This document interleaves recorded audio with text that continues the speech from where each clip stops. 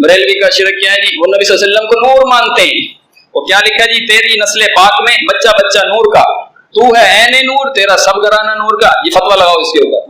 ये रसूलुल्लाह सल्लल्लाहु अलैहि वसल्लम को नूर कह रहा है। और फिर क्या कह रहा है, जिसने टुकड़े किए कमर के वो है नूर है वहदत का टुकड़ा हमारा नबी।